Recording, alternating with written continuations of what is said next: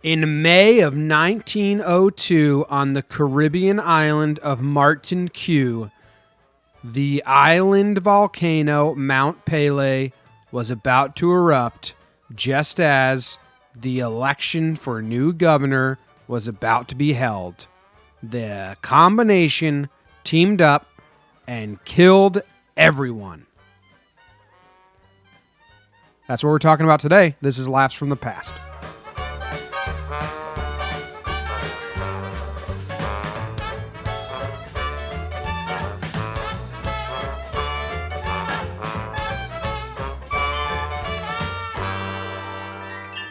Everyone, thank you for joining. This is Laughs from the Past. It's a podcast where we tell stories from the past and we laugh about them. Some of them are dark. We did an episode on the Children's Crusade, incredibly dark. No laughs were had there, except some laughs.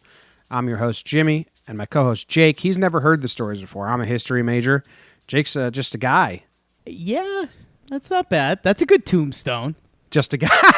It's a really good tombstone. Oh, who's buried here? Just a guy. Just a guy. You would have liked him. That would be my follow-up. Just the guy, you would have liked him. You would have liked him. That's a really good tombstone. You would have liked him. I might Photoshop that tombstone and then you can make it as like, we'll just do a pre-death. Just a guy. You would have liked him. You liked him. Good guy. I almost can't move on because I think that's such a good tombstone. I just want to think about it more. Sorry. Okay, anyway. Today we're talking about, you heard it in the intro, we're talking about the Caribbean island of Martinique, which I'm not positive I'm pronouncing right. How are you spelling that? What letters are involved? Oh, I'm definitely pronouncing it wrong. Martinique. It's Martinique. Martinique. They're saying it's not Martinique, it's Martinique, which sounds more real. So yeah, where are we? We're Martinique. Should I redo the intro? Nah. We're just north of St. Lucia. Yep. And we are just south of like Barbuda, Guadalupe, Dominica, and there's Martinique, yeah. Okay, so this was a vibrant colonial city known to European tourists as the Paris of the West Indies. With its red-tilted cottages, rambling streets, and a tropical vegetation, this prosperous little city was renowned for its beauty. In the official 1894 census, the population of St. Pierre was around 20,000. Although most were native Martinicans, the wealth and political power were controlled largely by Creoles and a few French colonial officials and civil servants. No one at the time could have predicted the horror that was about to descend on this tropical paradise. Okay, so what you need to know, I just made a decision. You know, one of the things I struggle with in life is pegging things I actually like. Okay. Yes, you don't know what you like. Like, I could essentially go to a restaurant, eat anything on the menu, be super smitten. Yep. If you gave me an honest, free day and, like, unlimited money and you said, Jake, do whatever you want today, I would be in a pickle because I'd be like, okay, I think I probably want to, like, play golf. Mm-hmm. Drink. I mean, drinking becomes a tricky thing. Like, do I love drinking? No. I'd probably, like, end the day with, like, a really good glass of whiskey. Nice. But, like, there's not a ton of stuff that I look at and, like, I love that. But there's something that I officially love. And it's just, like, it's islands that don't get a lot of love. You like small nations. Like, why isn't Martinique Barbados, you know? And maybe it is. Maybe it's more beautiful, but maybe the wealthy people that got into Martinique decided they didn't want it to be a touristy place. They wanted it to be their place. So I guess the fascination to different islands and stuff is, like, why this one over the other? And what the reason I like enjoying people is finding out what their slice of heaven is. Yeah. And for some people out there, I'm sure Martinique is this amazing world that they just love. And yet I'm hearing about it for basically the first time today. Yeah, well, there's a reason why. Whatever horrific thing happened in 1902. Yeah. Okay, so you ready? I'm ready. I have two source material here that I'm going to go back and forth on. The island volcano, Mount Pelée, was belching smoke and fire and otherwise making a nuisance of itself. In the city of St. Pierre, at the foot of the volcano, residents regarded the fiery peak with mounting concern. Okay, they're like, yo, that big volcano up there, that looks bad. It's making noises. I get that. Yeah, yeah. The governor of Martinique, how did we decide it was said? Martinique, however, was more worried about the upcoming election than he was about the volcano. Governor Louis Moutet feared that a panic would hurt the candidates of the ruling Progressive Party. So he was the Progressive Party, which was all the wealthy people. If they said this volcano is about to erupt, you have to get out of town, only the wealthy people would be able to escape town, which was all the people that voted for him. So he directed the editor of the local paper to downplay the danger of an eruption. That didn't work, so he set up roadblocks with the military preventing people from leaving the city. He suppressed telegrams warning of the danger, and in a grand gesture, he paid a visit to St. Pierre 3 days before the election to assure everyone that things were just fine. Yeah, I mean, that's all-time bad guy stuff. That is like villain of all villains. That's like a mass killing. Yeah, that's real bad. Yeah. You want to make a joke about it or just leave it at, that's terrible. I can't even joke about it. Yeah, I mean, you've either guaranteed re-election or you're screwed. I guess that's my joke. I don't know. Yeah. Based on the soothing articles that appeared in the newspaper, many people on the countryside flocked to St. Pierre thinking it was the safest place to be. The population ballooned from 20,000 to 28,000, nearly all of which would perish in the cataclysmic eruption of May 8th. Not only did he make sure that his people couldn't leave, he made sure that other people came. 8,000 people came seeking shelter in the most dangerous place in the world.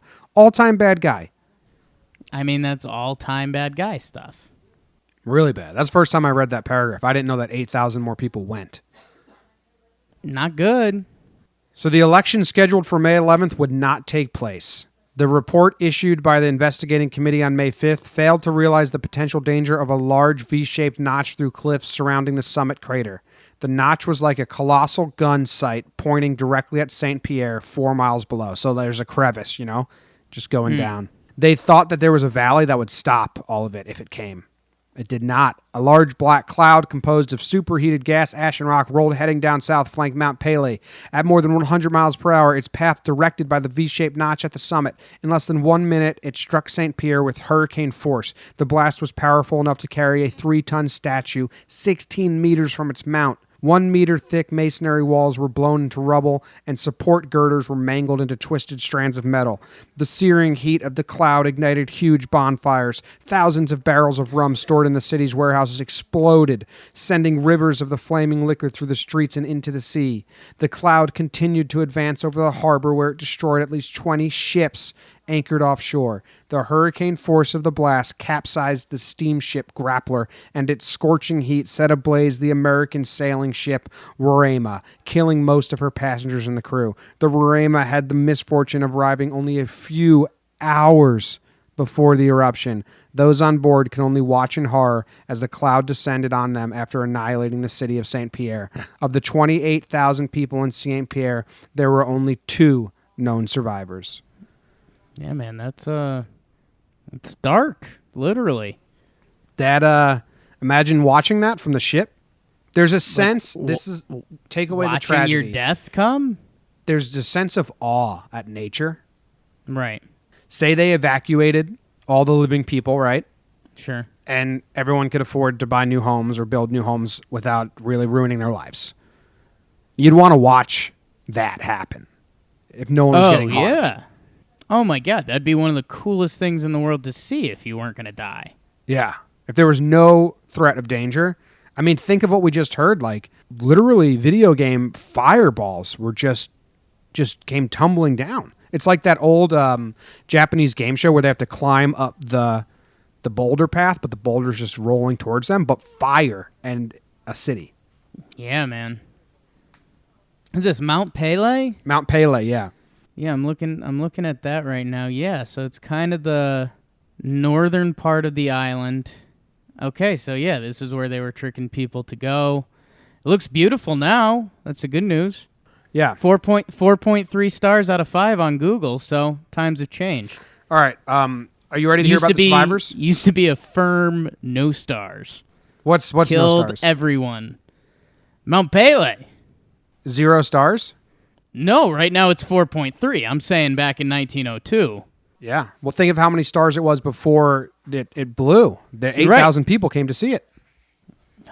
Tough. 5-0. That volcano's awesome looking. It's beautiful. Next day, 0 stars because no one can vote. They all died. You're all dead. Man. One of the survivors it's incredible story, Jake. That's Okay. The survivors is where this story, because there's a bit of hope with like only 3 survived, but okay, hey, those 3 people, their stories are amazing. Yeah. Although there were only 2 survivors in St. Pierre, there were other survivors on the outskirts of the town and in some of the ships moored in the harbor. Mercifully, death came quickly to those that perished. That's good. If you're going to die, make it quick. Some may have died by the sheer force of the blast, but most died with... I'm trying to skip the bad stuff article. Okay, one of the survivors, the shoemaker. Nice. All right.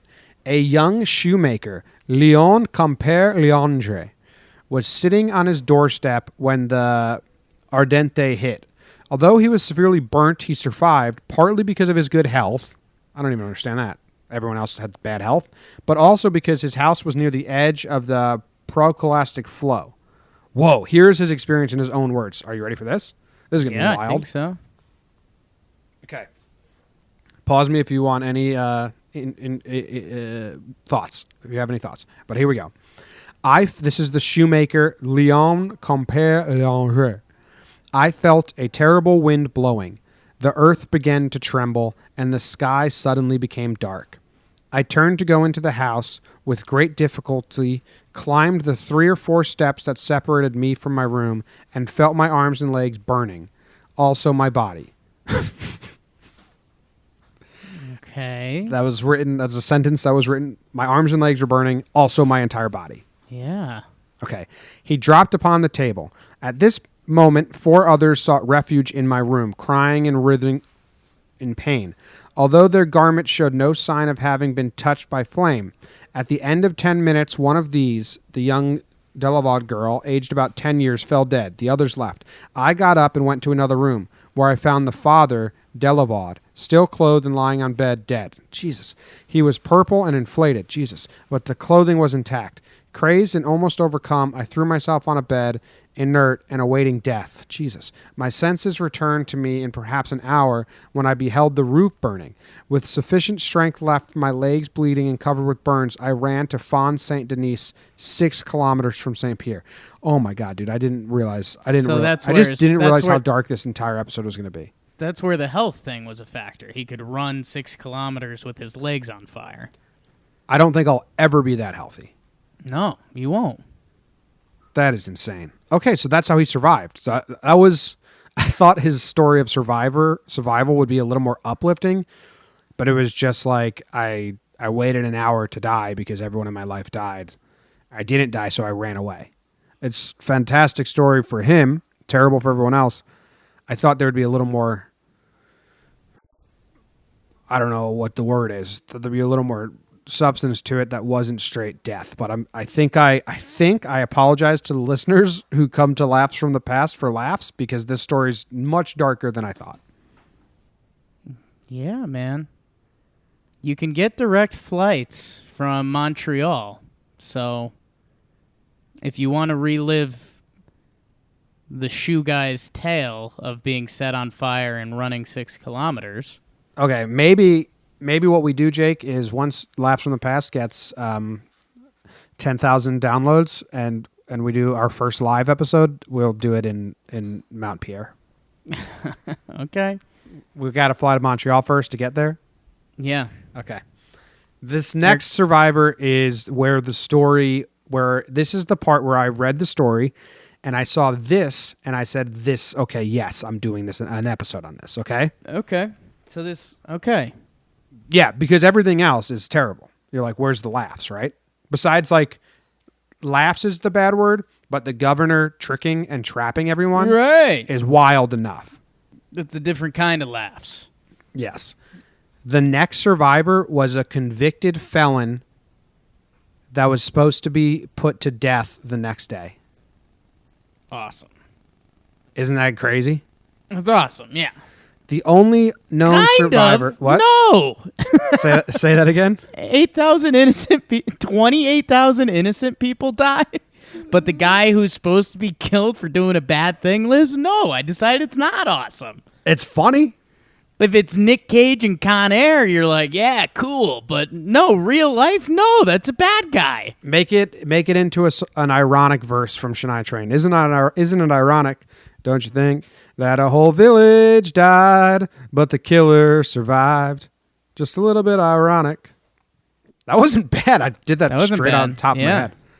It's Alanis Morissette, not Cheryl Crow. So Well, both kind of my a dad's two giant favorite idiot. artists, so I get them mixed up. Alanis Morissette's one of my go-to karaoke's. Which song? You Ought to Know. I thought your go-to karaoke was, I forget. Okay. I saw you do it. I've got a few. Oh, okay. Well, do you want to write an ironic verse? Alanis has moved up because her songs are a lot of like women power. Mm-hmm. So coming from me, it usually gets a good reaction from the crowd. But then Krause gets up there and does Enrique Iglesias in an accent and wins him Did over. you forget about me? Does she go down on you in a theater? Is that a line? I think it's in the middle of dinner, but yeah. Nice. Okay. Back to this Well, killer who survived. You want to hear about this convict? Yeah. The only known survivor in St. Pierre became a minor celebrity. He was a husky 25-year-old roustabout named Luis Augustus Saparis, Been there. locally known as Samson. What? Luis Augustus Saparis, locally known as Samson? I want to talk to Samson. In early April, Samson was put in jail for wounding one of his friends with a cutlass. What's a cutlass? I'm going to guess it's a certain type of like sword/knife. I'm going to Google image cutlass, a short sword with a slightly curved blade, formerly used by sailors. We're all learning. Bing. Oh, it's a pirate sword. Okay, so he wounded one of his friends with a pirate sword. Towards the end of his sentence, he escaped from a laboring job in town, danced all night, and then turned himself into the authorities the following morning. Okay, so do we kind of like Samson now? I mean, yeah, I've done all of that. Escape jail, go dance. Okay, I'm back. I just needed to Cut your friend, go out dancing. For this, he was sentenced to solitary confinement for a week in the prison's dungeon. Okay. Seems slightly harsh. 1902 dungeon. Come on. I mean, yeah, that sounds like a 48 hours kind of thing. It sounds like you're just like in the ground. A week's tough. On May 8th, he was alone in the dungeon with only a small grated opening cut into the walls above the door. Oof. Fuck, man. Shouldn't have cut your friend with that sword. Don't cut your friend with the sword and then go dancing all night. Yeah, tough punishment. I think the biggest punishment is that he like evaded police for a night, it sounds like. Yeah, you escaped jail. Like you cut your friend, it's like, okay, dude, this was bad. You got to be punished for a day or two. And then escaping the authorities that's where you get in trouble, kids. Do you want to see a picture of him for your own brain? I don't not want to see a picture of him. Okay. You I'm get it? picturing essentially myself just with a darker island complexion. Oh, okay. He looks a lot tougher than me. Yeah. I thought you said he was like portly or round or something. They said a roustabout, which I don't know what that term means. Is roustabout the old term for jacked? Because this guy's kind of roped up. A roostabout, a laborer or an oil rig, a dock laborer or deckhand. If for those of you listening, if this gets made into a movie, the guy who has to play this gentleman is Jamie Foxx. Or if Tracy Morgan gets in shape. Yeah, this flew past Tracy Morgan. Tracy's not near this guy's condition. Okay. He was alone in the dungeon with only a small grated opening cut into the wall above the door. While waiting for his breakfast, his cell became dark and he was overcome by intense gusts of hot air mixed with ash that had entered through the grated opening. He held his breath while experiencing intense pain. After a few moments, the heat subsided. He was severely burned, but managed to survive for 4 days before he was rescued by people exploring the ruins of St. Pierre. Holy shit! After he recovered, he received a pardon and eventually joined the Barnum and Bailey Circus, where he toured the world, billed as the lone survivor of St. Pierre. So much to take in with those last couple sentences. He survived and just stuck in there for 4 days. What does he think happened? He has no idea the rest of the entire town is dead. He thinks maybe the guard just like set his cell on fire and left him to die. Hates him. He just thinks the guard was out to get him. Yeah. Oh, like, I really regret dancing. Yeah, I will never dance again. I thought the dungeon was bad. I didn't realize it came with you setting me on fire. And I mean, when you got rescue crews searching part of the island, prison's kind of the last place you check. I can't believe they checked. I guess actually it might be one of the first places you check, because what if everyone in the prison survived? Now you've got a movie. Oh yeah. Well, the prisoners run the island. The Rock. Do you think the people that found him had to debate whether to pardon him or not? Do you think that's an immediate pardon across the board? Immediate pardon. With that much death, it's just like, holy cow. You're good, man. Plus, I thought you told me he was on death row. So that's what this book says. They're different sources. This one says, ironically, one was a prisoner in an underground cell who was scheduled for execution the next day. It seems like maybe they just put that in there for effect. Yeah, that seems like Hollywood. Or maybe he was, and he just made up the dancing story so that everyone would accept him. Oh, yeah. He's like, no, I'm just in here because I'm dancing. What did I do? Oh, I accidentally cut my friend with the sword and then went out dancing. Turns out he killed a guy and then killed a guard. He killed so many people. Samson. Wow, good for him. Now, the next part you have to eat up is that P.T. Barnum picked him up and put him in a traveling circus and billed him as the lone survivor of St. Pierre. If Samson didn't drink himself to death from sadness from that, like, this guy's life sucked. For people that don't know, because they just made a movie about P.T. Barnum called The Greatest Showman, and they forgot to say that P.T. Barnum was a bad guy. Cunning businessman, great businessman, bad guy. I did a thesis paper on him in college, and when they made that movie, I was insulted. I haven't seen it. I heard it's a great movie. P.T. Barnum just exploited people and ripped people off. Right. You know what my favorite P.T. Barnum scummy salesman move was? About to find out. So when he opened his early museum in New York, I think it was, you would walk in, right? And you'd pay to get in, and then there's doors for exhibits, and one of them was called Exodus or something like that. And it was right away. And let's see that one. And you'd go in there, and you'd be outside in the alley on the right, because it was the word exit in Latin. Right. Then you'd be like, I took the wrong door, and you have to pay again. They either couldn't go back in or they had to pay again because they went to see the Exodus exhibit. I mean, yeah, that's funny and good, but that's scummy. It's funny and good, from the 1960s on, because there was a middle class that could afford going to the circus. But I think we're all picturing in our heads right now the poor person that saved up their money to go see the P.T. Barnum Museum. Then they're out. Yeah, maybe we'll do a whole episode on him. Maybe I'll just dig up my thesis paper and we'll do a whole episode on P.T. Barnum. Cool. Because there's a lot of shit. You know where he's from? Connecticut. Bethel. New Haven? Bethel, Connecticut. Bethel? Interesting. Suck it, Bethel. I lived in Newtown, which is town over. All right. So there's a third survivor.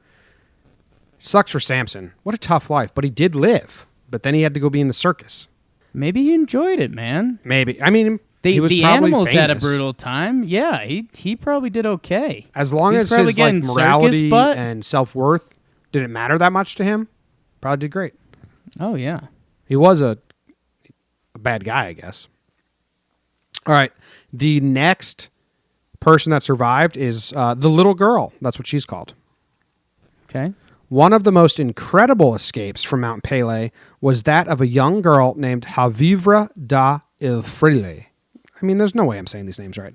No. Very early in the morning of May 8th, Havivra was on her way to services at the cathedral in St. Pierre when her mother sent her on an errand. So, church, go grab some groceries. She was to walk to her aunt's pastry shop near a local tourist attraction known as the Corkscrew. The Corkscrew was named after a tourist trail that wound down into an ancient crater or parasitic cone. The fuck does that mean? Located halfway up the flank of the volcano. Okay, so she went to her aunt's pastry shop, which was called the Corkscrew, which was named after a trail that went up the volcano. That seems like a dumb tidbit. Okay. As Havivra approached the Corkscrew, she noticed smoke rising from the crater. After looking into the crater, she described it in this manner. There I saw the bottom of the pit all red like boiling with little blue flames coming from it. She apparently saw 3 people trying to run up the Corkscrew before they were engulfed in, quote-unquote, a puff of blue smoke and fell as if killed. So she fled towards St. Pierre. So she was like at the base of the volcano. That's crazy.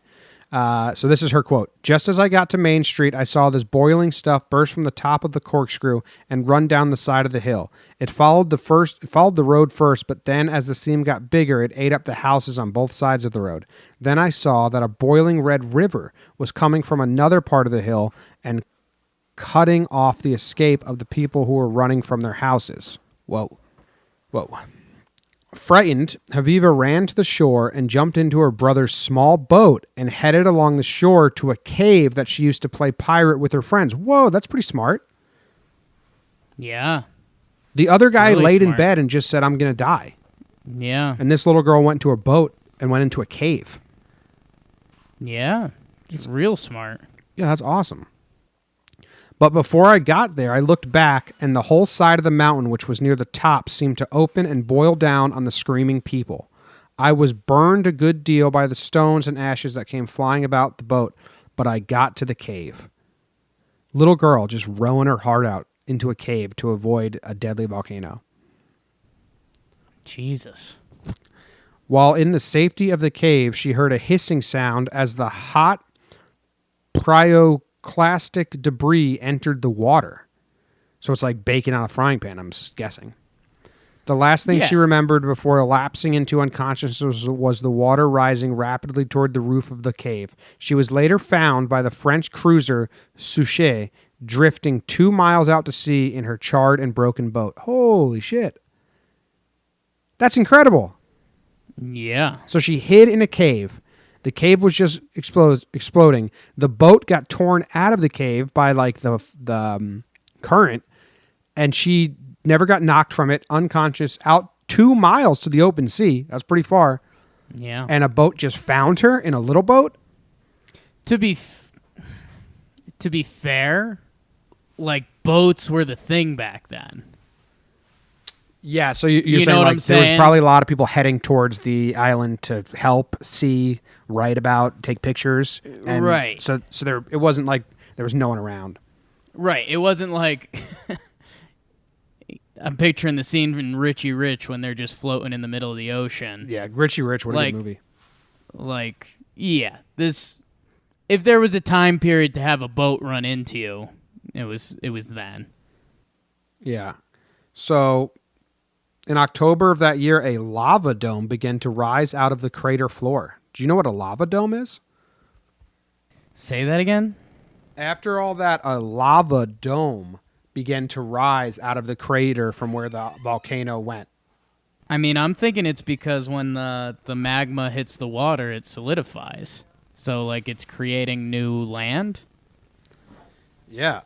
So if you look at this picture of this lava dome, it's pretty wild. So it's basically, do you want to describe it again? Google lava dome Mount Pelée, and I'll read. It grew for a solid year into a gigantic shaft in the form of an obelisk. It had been described by many as the most spectacular lava dome produced in historic times. It was 350 to 500 feet thick at its base, and it soared over 1,000 feet above the base of the crater and floor. It sometimes rose at a remarkable rate and would grow 50 feet a day. Yo, I don't like the lava dome. The huge spine of lava became known as the Tower of Pelée. At night, the sides of this magnificent monolith was marked with traces of red, incandescent cracks from the still hot lava in its interior. This is incredible. I didn't know this was something Earth did. Yeah, this is scary. I don't like this. At its maximum size, the Tower of Pelée was twice the height of the Washington Monument and equal in volume to the Great Pyramids of Egypt. It finally became unstable and collapsed into a pile of rubble in March 1903 after 11 months of growth. No geologist had ever witnessed the emergence of such an object before. That is some biblical shit. If you didn't know like science all that well, you would, what would you think? Like the volcano came, killed everyone, and then something out of Power Rangers, like a rock just grows 50 feet a day, grows for a year, and then crumbles. The Earth is wild. It's truly wild. The pictures of it are scary. Like it's something that looks like literally the Earth, or well, back then and still nowadays, that like God was sending a message. Yeah, that's why I said it was like biblical. Yeah, biblical's the perfect term for it. It's the volcano grew a plateau. It's nuts, like a big old like thumb coming out. So, Wow. I mean, that's the end of this story. How do you feel after hearing this for the first time and knowing it happened and existed?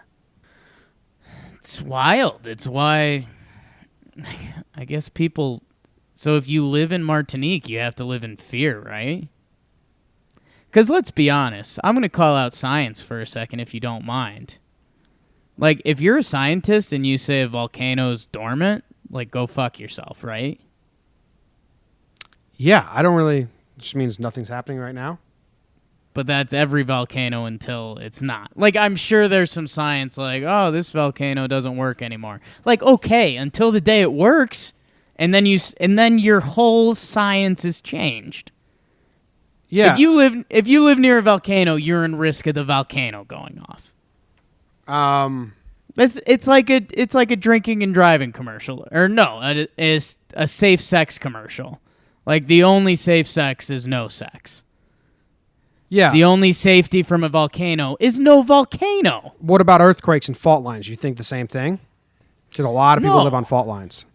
No, I haven't seen like California rip off, or I haven't seen any place rip off, but no, there's science to that, like the plates of the earth rubbing together and making an earthquake. I get that. And I'm sure that ties into how a volcano goes off and stuff, but it's scary. Yeah, scary. I mean, it's darker than I thought. I thought we were going to be able to make some jokes, but then nah, man. Let's go for it. Let's go for make a silly movie out of this. A silly movie? Okay, silly's the tough word. I guess in my head, you could do something with only the prisoners survive. It turns into the prisoners run the island, and maybe the prisoners run like a really successful, nice island, and it's a story about giving people second chances. God, I don't know. Dude, you got to do something. It's something to do with the volcano and like the boner the volcano grows after the eruption. The only way you change this story, man, and make it into a movie that's not a terribly sad movie, is if somehow the governor traps everyone inside, right? Okay, and then he's not in Mount Pelée, and he's in some place like the governor's mansion on the other side of a hill. And somehow all the people that are in Mount Pelée or the St. Pierre, wherever it is, they team up and build a volcano diverting device, And when it comes for them, they erect the huge wall. They run down into the dungeons and hide. And all the lava directs and goes into the governor's mansion. And they survive and he dies. Yeah. Or like you go Noah's Ark with it. And maybe you take that little girl's story and like the whole town flees to the cave and survives while a lot of other stuff gets destroyed. And then there, like at the end, there's like one fireball that hits the governor's mansion or something. But yeah, man, that's brutal stuff. Terrible. Not really. I can understand why this one hasn't been made into a movie. Sad movie. That's a documentary. you don't make that into a flick. Summer blockbuster. That's crazy. All right. Well, that's the end of this episode. We'll be back with another next Tuesday. I think I got to try and find a lighter story. Although, what did we do last week? We did the largest diamond. That was an interesting light story. No one died or got hurt. If you listen to this, what you need to do is look up the Tower of Mount Pelée. Because basically this volcano grew like one of the sharpest, intense peaks of like a mountain or plateau you've seen, and it grew it in 11 months. And then it just crumbled? That's insane. I didn't know that part. So think about what happened then. Like, I mean, I'm sure all sorts of religious people were flocking in, like that God's talking to them. Yeah, I don't know. See, in my head, however you do the movie, someone climbs it the day it collapses, and it's either the good person or the bad person. I don't know. The governor climbs it, and then it crumbles once he gets to the top. Yeah, that'd be nice, I guess. Yeah. Screw that governor. That's crazy. I want to go visit. Let's go. Once we get to 10,000 listeners, we're going to go do our first live show from there. Okay. All right, cool. Thanks for listening, everyone. Sorry if we ruined your day. Yeah. Tough story, but we'll be back next Tuesday with more laughs from the past. See ya.